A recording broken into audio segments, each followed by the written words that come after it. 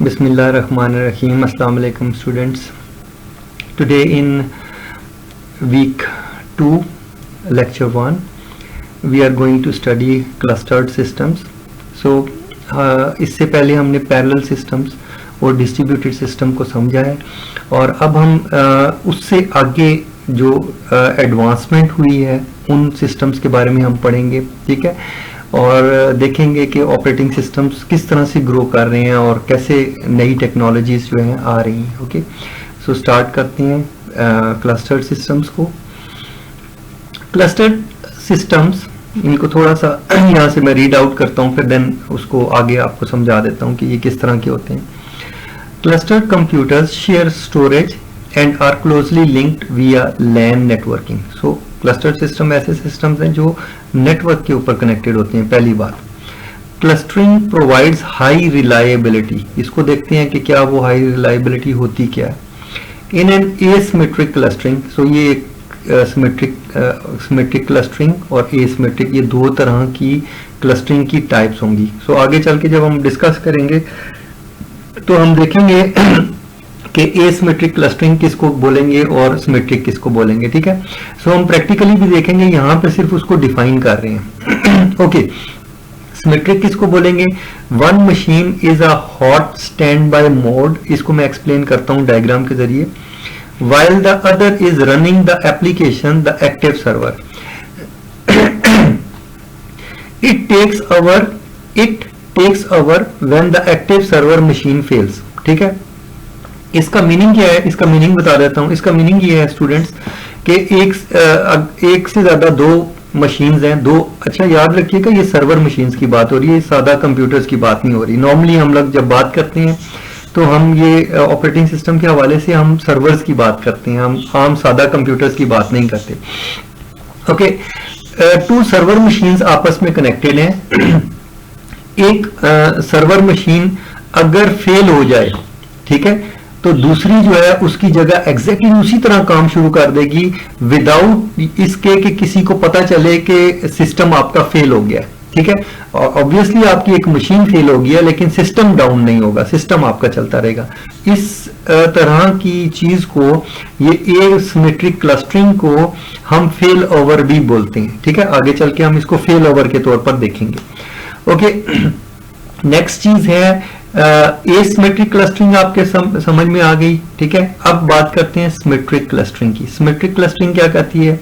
कहती है all an host, यानी एन जो आपके सर्वर्स हैं या मशीन्स हैं वो आपस में कनेक्टेड हैं, are running the application and they are monitoring each other. वो एक दूसरे को मॉनिटर कर रहे हैं, ठीक है। अब वो मॉनिटर किस तरह कर रहे हैं, ठीक है। देखिए यहां पर क्या हो रहा है, यहां पर एक मशीन के ऊपर एप्लीकेशन रन हो रही है और दूसरी आइडल पड़ी हुई है, ठीक है। और जब एक पहली मशीन जो एक्टिव है वो डाउन होगी तो आइडल वाली जो है उसकी जगह टेक ओवर कर लेगी, ये बोला है, इसको फेल ओवर बोलते हैं, ठीक है। और सिमेट्रिक के अंदर क्या करते हैं कि बहुत सारी हैं मशीन्स हैं और सारी की सारी के अंदर एप्लीकेशन रन हो रही हैं और उन सब एप्लीकेशन यानी वो सारी यूजर्स को सर्व कर रही हैं, ठीक है, सारी यूजर्स को सर्व कर रही हैं। तो इट मींस कि यूजर जो है कई मशीन्स के साथ कनेक्टेड हैं। यहां अगर दो मशीन्स थी तो उनमें से सिर्फ एक मशीन के साथ यूजर कनेक्टेड थे तो स्पीड उनको उतनी नहीं मिल रही होगी। लेकिन अगर यूजर दोनों मशीन्स के साथ कनेक्टेड होते तो फिर ये वाला सिचुएशन हो जाती। फिर ऐसी सूरत में वो कह रहा है कि ये मोर एफिशिएंट है। ऑब्वियसली मोर एफिशिएंट है, आपको समझ भी आ रही है कि मोर एफिशिएंट होगी। अच्छा, ये जो चीज है जो सिमेट्रिक क्लस्टरिंग है इसको हम बोलते हैं लोड बैलेंसिंग, ठीक है। सो आगे चलते हैं। और नॉर्मली जब इस तरह की हम काम करते हैं तो उसके अंदर हम स्टोरेज एरिया नेटवर्क या सैन को भी यूज कर लेते हैं। सैन को भी हम देखते हैं कि सैन क्या चीज होती है। ओके, क्लस्टर सिस्टम के बारे में स्टूडेंट्स हम देखते हैं। होता ही है, मैं आपको थोड़ा सा प्रैक्टिकल के हवाले से बात करता हूँ क्योंकि ये क्लस्टर सिस्टम अब यूज होते हैं मार्केट के अंदर, सो मैं इसको प्रैक्टिकल के हवाले से बात करता हूँ, ठीक है। ओके स्टूडेंट्स, हमने क्या किया देखिए, आपको जैसे मैंने बताया था एग्जैक्टली उसी तरह है। देखिए ये अगर डायग्राम को गौर से देखें तो ये क्लाइंट मशीन है सारी, और आप देखें ये सारे सर्वर मशीन है और ये क्लस्टर है, ठीक है। सो मैंने यही बात आपको बोली है कि ये सर्वर मशीन है, ठीक है, और ये सादा कंप्यूटर्स नहीं है। ओके, नाउ अब देखिए कैसे होगा, ये वर्क कैसे होता है। फर्ज करें मैं इस मशीन को के ऊपर, चलें मैं एग्जांपल भी ले लेता हूं। हम क्या करते हैं, हम इसके ऊपर एक डेटाबेस इंस्टॉल कर लेते हैं। हम कहते हैं किसी एक सिस्टम के ऊपर, यानी इसके ऊपर मैं इंस्टॉल करता हूं, मैं ऑरेकल डेटाबेस इंस्टॉल कर लेता हूं। ओके, सो यहां पर इस मशीन के अंदर मैंने क्या किया, मैंने ऑरेकल डेटाबेस इंस्टॉल कर दी। ठीक है, अब जब मैंने इसके अंदर इंस्टॉल की ऑरेकल डेटाबेस इंस्टॉल की, कॉन्फ़िगर की, ओके हो गया, ये सब सिस्टम वर्किंग में आ गया। अब इस सिस्टम के ऊपर मैं क्या करूंगा, क्लस्टरिंग सर्विसेज इंस्टॉल करूंगा। जो ही मैं इसके ऊपर क्लस्टरिंग सर्विसेज इस्तेमाल करूंगा, ये ऑब्वियसली फौरी तौर पर एक क्वेश्चन मुझसे करेगा। ठीक है, पहला क्वेश्चन मुझसे करेगा, वो ये कहेगा कि मैं खुद क्या हूं, कि आप मुझे किस काम के लिए यूज करना चाहते हैं। आपको दो ऑप्शंस देगा फेल ओवर, दूसरा देगा लोड बैलेंसिंग। ठीक है, फर्ज करें आप इसको कहते हैं कि आप फेल ओवर हो, तो क्या करेगा, जो ही आप इसको कहोगे आप फेल ओवर हैं, तो ये पूछेगा, अगला क्वेश्चन आपसे कर देगा, कहेगा मेरा रोल क्या होगा फेल ओवर में। ठीक है, आप उसको कहेंगे कि तुम मास्टर हो, ये मास्टर सर्वर बन जाएगा, यानी ये सर्वर क्या करेगा, इन सबको सर्विस देगा। अब आप क्या करेंगे, इसके ऊपर भी ऑरेकल इंस्टॉल करेंगे और डेटाबेस इंस्टॉल नहीं करेंगे, और आप क्या करेंगे, इसके ऊपर क्लस्टरिंग सर्विसेज इंस्टॉल करेंगे। जब क्लस्टरिंग सर्विसेज इंस्टॉल करेंगे तो ये फौरी तौर पर पूछेगा, ये कहेगा कि आप क्या यूज करना चाहते हैं, आप कहेंगे कि फेल ओवर। ठीक है, तो वो पूछेगा रोल। आप अब रोल के अंदर आप इसको बताएंगे, इसका रोल हो गया मास्टर, इसका रोल क्या हो गया, स्लेव। ठीक है, आप इसको कहेंगे कि तुम स्लेव हो। ठीक है, जो भी आप इसको कहेंगे कि तुम स्लेव हो, ये क्या करेगा, ये कहेगा मैं किसका स्लेव हूं। आप इसको इस कंप्यूटर का, ये जो सर्वर है, इसके क्रेडेंशियल्स आप देंगे, यूजर नेम पासवर्ड देंगे, ये यहां कनेक्ट करेगा और यहां से जितनी भी डेटाबेस होगी उसको डाउनलोड करेगा, यानी रेप्लिकेट करेगा, अपने पास उसकी एक कॉपी क्रिएट कर लेगा, और ये इस सर्वर की ट्रू कॉपी यहां बन जाएगी। ठीक है, सो अगर फर्ज करें ये दो ही सर्वर है, तीसरा नहीं है, तो फिर क्या होगा, ये मशीन्स इसके साथ कनेक्टेड है। अगर समहाउ ये सर्वर फेल हो जाए, ठीक है, फर्ज करें ये सर्वर जो है ये फेल हो गया। ठीक है, अगर ये फेल हो गया तो क्या होगा, ये जो कनेक्टेड कंप्यूटर्स हैं ये फौरी तौर पर इसके साथ कनेक्ट हो जाएंगे, और इन कंप्यूटर, क्योंकि याद रखिएगा मैं आपको एक चीज बता दूं, ये जो कंप्यूटर्स हैं ये इस सर्वर के साथ कनेक्टेड नहीं है, ये किसके साथ कनेक्टेड है, इस क्लस्टर के साथ कनेक्टेड है। ठीक है, सो जब ये मशीन खत्म हो जाएगी तो ये क्लस्टर क्या करेगा, ये इसको मास्टर बना देगा। ठीक है, तो ये कंप्यूटर ऑटोमेटिकली, क्लस्टर जो है, इनको यहां से सर्विस, थोड़ी देर के लिए डिले आएगा और इनको यहां से कनेक्टिविटी मिल जाएगी। ठीक है, सो इस तरह क्या होगा कि ये जो यूजर्स बैठे हुए काम कर रहे हैं, इनको पता ही नहीं चलेगा कि ये सर्वर मशीन डाउन हो गई है, और सिर्फ जो नेटवर्क एडमिनिस्ट्रेटर है वो उसको पता होगा, और वो क्या करेगा, क्विकली क्या करेगा, फर्ज करें यहाँ पे हार्ड डिस्क फेल होगी, इस हार्ड डिस्क को रिप्लेस करेगा, दूसरी हार्ड डिस्क लगाएगा, इसको रिस्टोर करेगा सिस्टम को, और ये वापस जो है ना अब ये आगे। ठीक है, और क्लस्टर जो है वो हमेशा दो तरीके से क्लस्टर बनता है, या तो आप मैन्युअली कहते हैं कि ये मास्टर है और ये स्लेव है। ठीक है, या फिर ये होता है कि आप ये भी कह सकते हैं, आप क्लस्टर खुद डिफाइन करता है, क्लस्टर देखता है कौन सी मशीन बेहतर है, जो मशीन बेहतर होती है उसको वो क्या करता है, वो उसको मास्टर करार दे देता है, जो जरा थोड़ी सी हल्की मशीन होती है उसको वो उसका फेल ओवर करार दे देता है। सो इस तरह से भी काम करता है। ओके, होपफुली आपको क्लस्टरिंग अंडरस्टैंड हुई होगी। आगे चलते हैं स्टूडेंट्स।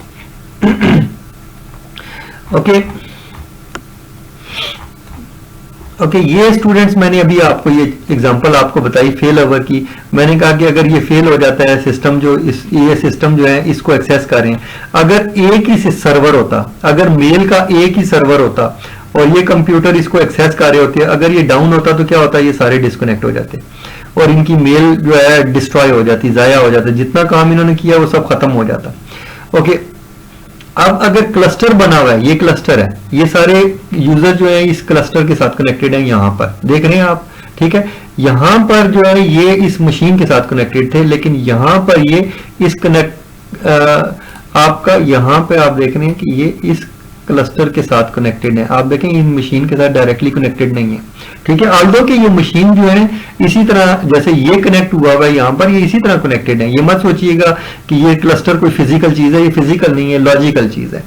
ये मशीन और ये मशीन इसी तरह आपका यहाँ और यहाँ कनेक्टेड है, ऐसे ही, ठीक है। अब फर्ज करें मेल एंड इंटरनेट के दो सर्वर्स थे, उनको आपने क्या किया, इसके ऊपर भी मेल एंड इंटरनेट बना दिया, इसके ऊपर भी मेल एंड इंटरनेट दोनों बना दिए।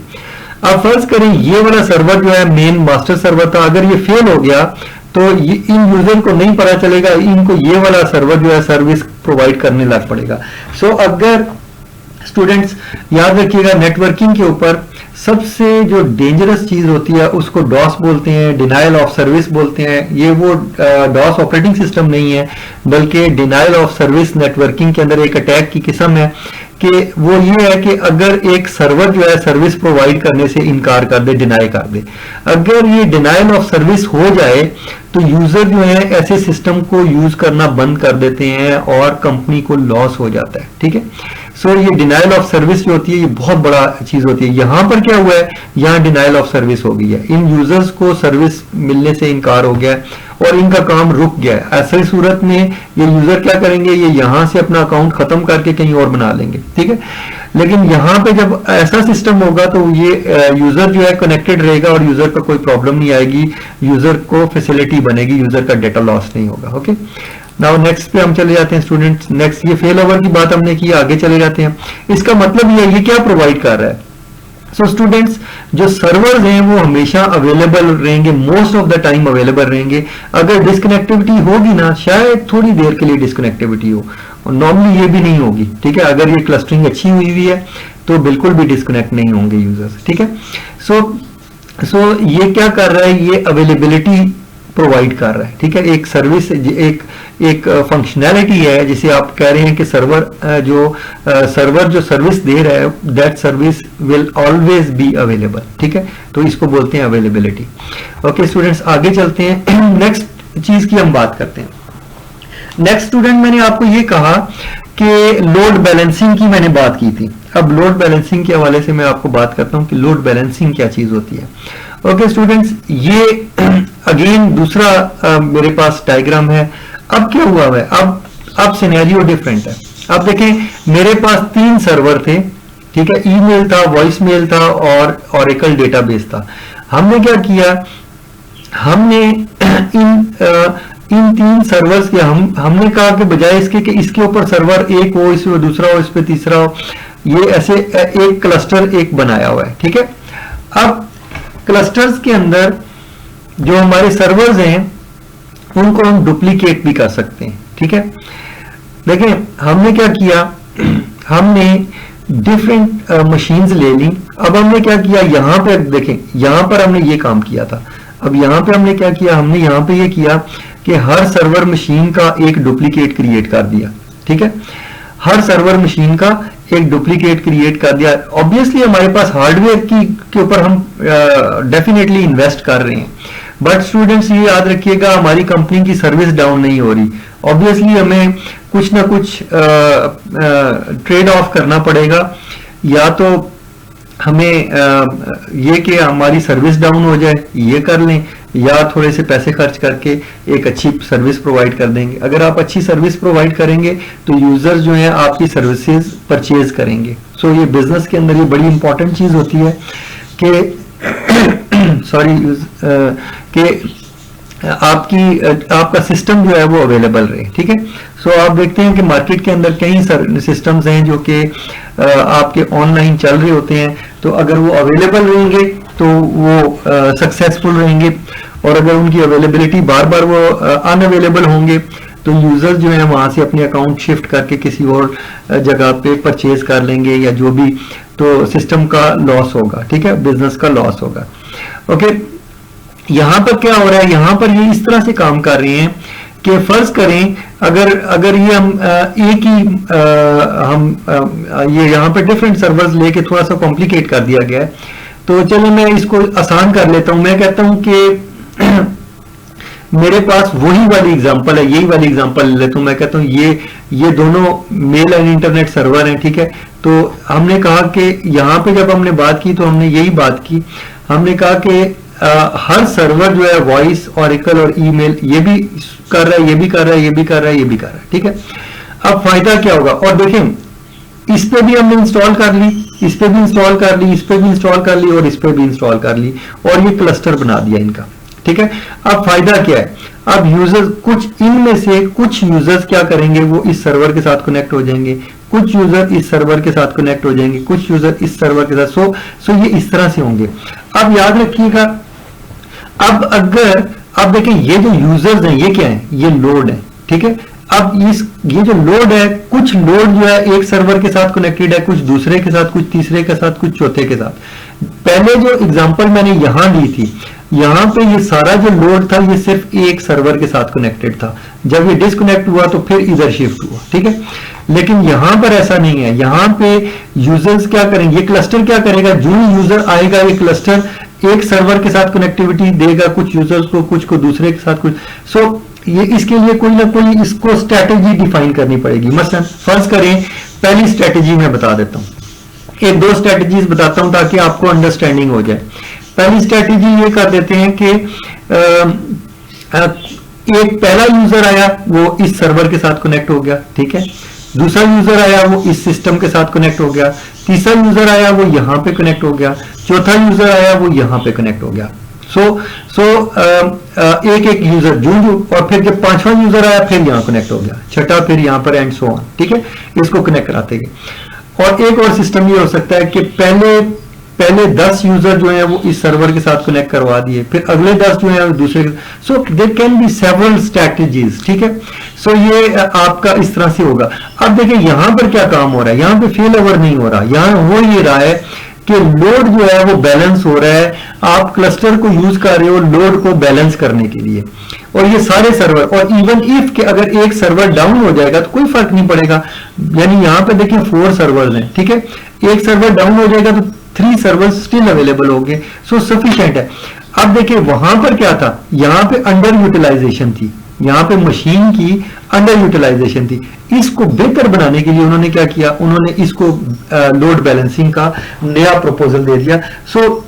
लेकिन स्टिल स्टूडेंट्स याद रखिएगा, हम जो कंपनीज हैं वो इन दोनों तरह की स्ट्रेटजीज को यूज करेंगी। जिनके पास बहुत ज्यादा फाइनेंशियल सपोर्ट है, जो बहुत ज्यादा पैसे स्पेयर कर सकते हैं, वो ऑब्वियसली फेल ओवर को भी यूज कर लेते हैं, और लोड बैलेंसिंग वो यूज करेंगे जो कि ज्यादा स्पेंड नहीं करना चाहते। सो ये इसमें क्या होगा कि हर सर्वर जो है वो काम करेगा। डेफिनेटली जब मशीन काम कर रही होती है तो वो डिग्रेड होती है, उसमें प्रॉब्लम्स आती हैं, ठीक है। अगर एक मशीन आइडल होगी तो वो खराब नहीं होगी, ये भी एक ऑप्शन है, याद रखिएगा। ये बहुत सारी चीजें फैक्टर्स अफेक्ट करते हैं, लोग इन्वेस्ट करते हैं, कंपनीज जो है इन्वेस्ट करती हैं और इन सारी चीजों को मद्देनजर रखती हैं, ठीक है। Okay, so business point of view से कंपनीज जो है इस तरह से काम करती हैं। नाउ अब थोड़ी सी चीजें और हम इस क्लस्टरिंग के अंदर डिस्कस करते हैं और इसको क्लोज करते हैं सब्जेक्ट को।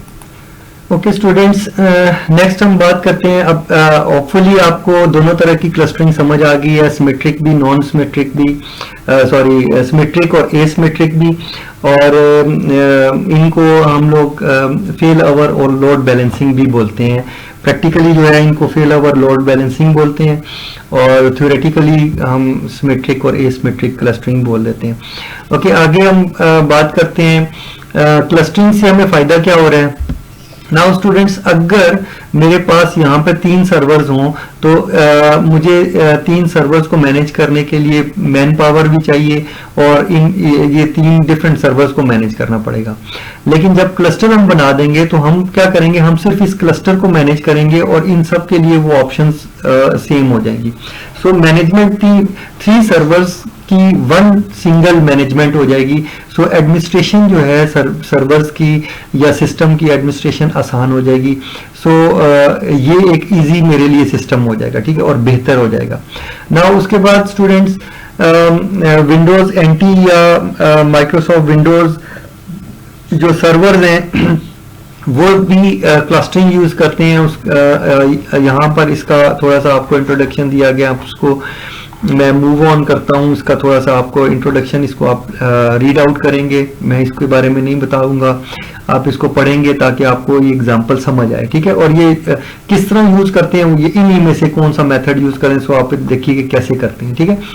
ओके, माइक्रोसॉफ्ट विंडोज में पहले भी बता चुका हूं कि माइक्रोसॉफ्ट विंडोज जो है रिमोट प्रोसीजर कॉल्स को यूज करता है कम्युनिकेशन के लिए, सो ये भी इसके अंदर क्लस्टरिंग के अंदर यूज होगी। ओके, लिनक्स के अंदर भी क्लस्टरिंग हम यूज करते हैं, उसके अंदर डिफरेंट टाइप की क्लस्टरिंग हम देखें, जैसे यहाँ पर लिखा हुआ है कि Linux operating system has been design to run well on off the shelf equipment and has fairly stable symmetric multiprocessing, ठीक है, support with some clustering implementations have built upon, ठीक है। सो उसके अंदर क्लस्टरिंग की सपोर्ट मौजूद है और आप कर सकते हैं, इस तरह यूनिक्स में भी है, ठीक है। एंड कुछ आपको ऑपरेटिंग सिस्टम्स हैं, बियोल्फ है और मोज़ेक्स है, इसी तरह और बहुत सारे हैं। सो आपको एग्जांपल्स के अंदर कुछ दी हुई है, इसको आप रीड आउट कर सकते हैं। अगर इसमें ना करें तो जनरली इंटरनेट के ऊपर लिनक्स की क्लस्टरिंग को वहाँ पे देख सकते हैं, थोड़ा सा आपको वहाँ से अंडरस्टैंड होगा कि लिनक्स क्लस्टर्स को ये एडमिनिस्ट्रेशन पॉइंट ऑफ व्यू से है, कॉन्फ़िगरेशन पॉइंट ऑफ व्यू से है। सो हम उस कॉन्फ़िगरेशन और इन चीज़ों में नहीं जाएंगे, हम लोग सिर्फ कॉन्सेप्ट्स को डिस्कस कर रहे हैं, ठीक है। ओके, आगे स्टूडेंट्स चलते हैं। नेक्स्ट चीज आती है सैन। चलें सैन के बारे में मैं थोड़ा सा आपको बोल देता हूँ। Storage area network. नाउ ये क्या चीज है? ये स्टूडेंट ऐसी है, मैं आपको थोड़ा सा प्रैक्टिकली पॉइंट ऑफ व्यू से आपको बता देता हूँ। बेसिकली ये होता है कि ये जैसे आप एक आपने पहले सिस्टम के अंदर आपने हार्ड डिस्क को, मल्टीपल हार्ड डिस्क को एक जगह एज यूनिट आपने यूज किया और उसके लिए आप क्या करते हैं कि रेड बना लेते हैं, ठीक है। तो रेड के अंदर बहुत सारे आपके लेवल्स थे जो आपने उनको यूज किया ताकि मैक्सिमम आप स्पेस को यूटिलाइज कर सकें। रेड क्या करता है? रेड ये करता है कि कई डिस्क को एक डिस्क के तौर पर बना देता है और आप उस यानी बहुत सारी डिस्क है ना, उनके अंदर हर एक डिस्क के अंदर एक अपना अपना वॉल्यूम है, ठीक है। फर्ज करें एक डिस्क आपकी 2 टेराबाइट की है, तो अगर 3 डिस्क हैं आपके पास तो 6 टेराबाइट हो गए। तो जब आप उन सब डिस्क के ऊपर रेड बनाएंगे तो आपके पास 5 या 6 टेराबाइट अवेलेबल हो जाएगी एक सिंगल वॉल्यूम के तौर पर, ठीक है। और उस वॉल्यूम के अंदर आप पार्टीशनिंग कर लेंगे और डेटा जो है आपकी 3 डिस्क के अंदर सेव करेगा। कौन करेगा? रेड करेगा। इसी तरह सॉरी स्टूडेंट्स, जो सैन है, सैन को एक्सटेंड किया गया रेड की एक्सटेंडेड फॉर्म ऐसे, ठीक है। रेड क्या होता था? रेड मशीन के अंदर लगी हुई होती थी, एक डिवाइस के तौर पर आपके मदरबोर्ड के साथ कनेक्टेड होती थी। जो सैन है, सैन आपके मदरबोर्ड के साथ कनेक्टेड नहीं होती। सैन क्या होता है? सैन जो है वो एक नेटवर्क के तौर पर काम करता है। वो किस तरह से होता है? उसी तरह आपकी डिस्क जो है सैन के अंदर कनेक्टेड होती हैं, उसके अंदर सर्किट बना होता है जो कि उन सारी डिस्क के ऊपर यानी रेड का जो सर्किट होता है वो उसी टाइप का उसके अंदर मौजूद होता है और वो उन सारी डिस्क को एक वॉल्यूम के तौर पर बनाता है। फर्ज करें कई डिस्क लगी हुई हैं और मैं क्या करता हूं, मैं उन सारी डिस्क को मर्ज करके 200 टेराबाइट अपनी स्पेस बना लेता हूं। सो मेरे पास इतनी बड़ी स्पेस होगी, मैं उसके अंदर डेटा स्टोर कर सकता हूं। सो स्टूडेंट्स, हमें अगर एक क्लाउड बनाना है तो वहां पे हम सैन को यूटिलाइज कर सकते हैं, ठीक है। और मैंने मेथड बताया, और ये जो सैन जो डिवाइस है हमारी, इस डिवाइस को हम नेटवर्क केबल के जरिए अपनी सर्वर मशीन के साथ नेटवर्क के ऊपर कनेक्ट करते हैं और इसको कॉन्फ़िगर करते हैं। इसका स्पेसिफिक सॉफ्टवेयर होता है जिसके जरिए से हमारे ऑपरेटिंग सिस्टम के साथ इसका इंटरेक्शन होता है, कोलैबोरेशन होती है और ये काम करता है। और याद रखिएगा कि सैन को अटैच करने के लिए आपके पास क्लाइंट ऑपरेटिंग सिस्टम का कोई ताल्लुक नहीं है। यहाँ पर ये सर्वर का सॉफ्टवेयर आपको चाहिए होता है, उसके अंदर सैन को कॉन्फ़िगर करने के लिए आपके पास सॉफ्टवेयर होता है, ठीक है। सो आप सैन को जब कॉन्फ़िगर करते हैं तो आपके ऑपरेटिंग सिस्टम के अंदर जो है वॉल्यूम अवेलेबल हो जाता है। और याद रखिएगा, अगर आप विंडोज यूज कर रहे हैं तो विंडोज का जो NTFS फाइल सिस्टम है वो कितना डिस्क को जो है यूटिलाइज कर सकता है, कितना बड़ा पार्टीशन लगा देता है, this would be a big question, ठीक है। सो इसी तरह लिनक्स है या यूनिक्स है, कोई भी है, तो उसकी जो पार्टीशनिंग स्ट्रेटेजी है या फॉर्मेटिंग स्ट्रेटेजी है वो यहाँ पे अप्लाई होगी और उसको देखना पड़ेगा। सो सैन के लिए आपको ये सारी चीजें देखनी पड़ेंगी और उस हवाले से कितना वॉल्यूम तो आपके पास अवेलेबल हो गया। फर्ज करें 200 टेराबाइट का वॉल्यूम हो गया।